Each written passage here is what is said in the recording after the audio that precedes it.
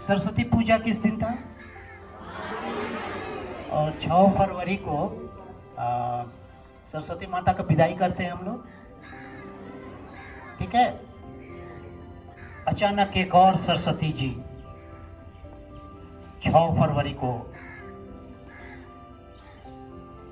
हम लोग को छोड़ के, जो हम लोग का इटर्नल होम, जो स्वर्गीय घर है, वहां चली गई है। वो है लता मंगेशकर जी। लता मंगेशकर को दुनिया के सब लोग जानता है, वो चाहे हिंदी समझता हो या ना समझता हो। किस गुण के कारण? एक बहुत अच्छी गायिका। और गायन, म्यूजिक ऐसा चीज है कि अगर वो लय में रहेगा तो सबको अच्छा लगता है, चाहे वो भाषा समझे या ना समझे। और हर इंसान के अंदर संगीत है। अगर गाना का लय थोड़ा सा ऊपर नीचे हो तो तुम्हें पता चल जाएगा कि ये गाना गड़बड़ है, तुम्हें समझ में आए या ना आए। अगर लय से टूटेगा तो गड़बड़ लगेगा। तो एक गायिका को अपना लय बहुत अच्छा से पकड़ना पड़ता है, और बहुत अभ्यास करके। तो जो भी संगीत में है बहुत प्रैक्टिस करता है, बहुत अभ्यास करता है। और ये कोई भी लय आगे पीछे नहीं होता था। एक संगीतकार ने इनसे कहा कि तुम दूर से गाओ और चलते हुए आओ, थोड़ी तेजी से चलते हुए और गाओ तो तुम्हारा लय ऊपर नीचे होता है कि नहीं। लेकिन वो तेजी से चलते हुए आए भी और लय बिल्कुल ऊपर नीचे नहीं। तो इतनी बड़ी गायिका ये थी और पूरी दुनिया इनकी इज्जत करता है। अभी एक वक्तव्य आया श्री अमिताभ बच्चन जी, उन्होंने कहा जब वो बाहर गए थे तो लोग बताया कि भाई भारत को हम 2 चीज से जानते हैं, एक ताजमहल से और एक लता मंगेशकर से। तो इतनी बड़ी रिस्पेक्ट तो इंडिया में किसी को नहीं मिला कि एक फॉरेनर भी ये कहता है कि इंडिया को मैं 2 चीजों से जानता हूं, एक ताजमहल से और एक लता मंगेशकर। तो सोच लो कि ऊंचाई की किस पराकाष्ठा पर, उत्कर्ष पर ये पहुंची हुई थी। और सबसे बड़ी चीज इनके जीवन में सिर्फ हम लोग देखते हैं कि सिर्फ रिस्पेक्ट है, लेकिन उस रिस्पेक्ट को कमाने के लिए इन्होंने बड़ी मेहनत की, बहुत त्याग किया। 13 साल की थी तो फादर चले गए, घर की सबसे बड़ी, 4 बहन, एक भाई, माँ को पालना। बॉम्बे में गुजारा था, फिर गांव भागी, फिर सोची कि नहीं, मेरा अगर उत्कर्ष होगा तो मुंबई में होगा, मैं गायिका हूँ। फिर वापस आई, जगह जगह रोज जाती थी कि कोई मुझे गाना गवाए। तो उस समय 2-3 हस्ती थी, उसके आगे इनकी कोई नहीं चलती थी। तो कोई रिजेक्ट कर देता है, तुम्हारी आवाज बहुत पतली है, तुम नहीं गा सकती हो। लेकिन इन्होंने हिम्मत नहीं हारा, उसी जुझारूपन, उसी जिद से 13 साल की उम्र से ही एक स्टूडियो से दूसरे स्टूडियो जाती रही। तो एक चीज है, अगर कोई हिम्मत नहीं हारेगा तो वो भी मदद करता है। कौन मदद करता है? अचानक इन्हें ब्रेक मिला, लोग गवाना शुरू किया और गाते गाते इस मंजिल पर पहुंच गई कि भारत में कोई भी गाना इनके बगैर लोग अधूरा समझता था।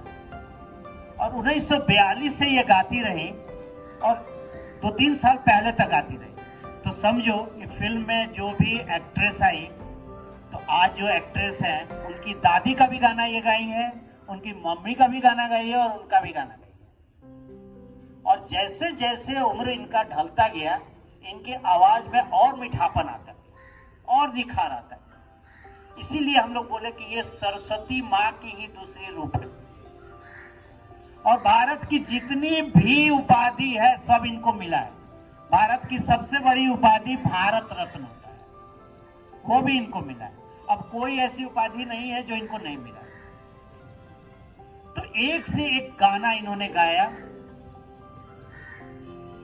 संगीत में मिठास वाला गाना गाया, त्याग वाला गाना गाया, भक्ति वाला गाना गाया, देशभक्ति वाला गाना गया, दुख वाला गाना गया। और सब गाना एक से एक बढ़कर है। आज किसी को भी बोला जाए बहुत अच्छे संगीतकार को कि ये 10 गाना इनका 1 to 10 में डाला जाए तो कोई लाइनअप नहीं कर पा सकता, क्योंकि एक से एक अच्छा गाना है। तो तुम लोग भी इनके गाना जरूर सुनोगे, नया पुराना सब सुनोगे। तो आज ये हमारे बीच नहीं है, लेकिन ये अपने आवाज के वजह से जब तक ये पृथ्वी रहेगी ये जिंदा रहेगी अपने आवाज के वजह। तो बेटा एक चीज समझो कि जो जैसे जनरल कॉमन मैन होता है कुछ अच्छा काम कर लेता है, जैसे मान लो एक्टिंग में, खेल में, राजनीति में, पढ़ाई में जो थोड़ा अच्छा करता है सब लोग उसकी तरफ देखने लगता है और उसको बोलते हैं आइकॉन। क्या बोलते हैं? एक आइकॉन होता है और एक इंस्टीट्यूट होता है, संस्था। जैसे स्कूल तुम्हारा संस्था है, तो कुछ लोग देश के आइकॉन होते हैं, ये ग्लोबल आइकॉन है। ग्लोबल आइकॉन समझ रहे हो? पूरे विश्व की आइकॉन है, सब लोग इनको रिस्पेक्ट करता है और सारा दुनिया रोया परसों। और इंस्टीट्यूट एक संस्था हो जाती है और ये इन्हें एक इंस्टीट्यूट भी माना जाता है। अगर कोई गाना सीखना चाहता है तो लता मंगेशकर का गाना सुनता है और प्रयास करता है कि उनके जैसा गाए। उस लेवल पर तो नहीं जाता है, लेकिन कोशिश करता है कि जो उनका लय, ताल, सुर है सब इनको अपनाया जाए। तो ये इंस्टीट्यूट भी हो गई है। क्या हो गई? आइकॉन भी है और इंस्टीट्यूट भी। और ग्लोबल, छोटा मोटा नहीं, बाहर भी संगीत का जो एजुकेशन होता है तो इनके बारे में पढ़ाया जाता है। तो हम लोग को बड़ी खुशी होनी है कि कम से कम ये इनके वजह से हमको भी एक रिस्पेक्ट मिलता है, इंडिया को भी एक रिस्पेक्ट मिलता है। समझ में आया? तो आज हम लोग थोड़ी इनकी श्रद्धांजलि देंगे।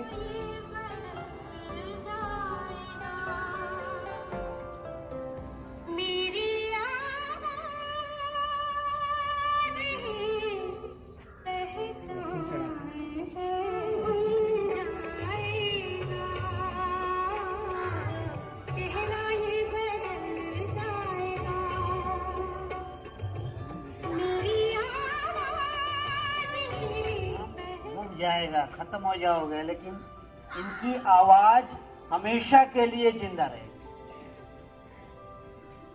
तो अभी हम थोड़ा मौन रखेंगे इनकी याद में, इनको श्रद्धांजलि देंगे, उसके बाद सब आके फूल समर्पण करेंगे।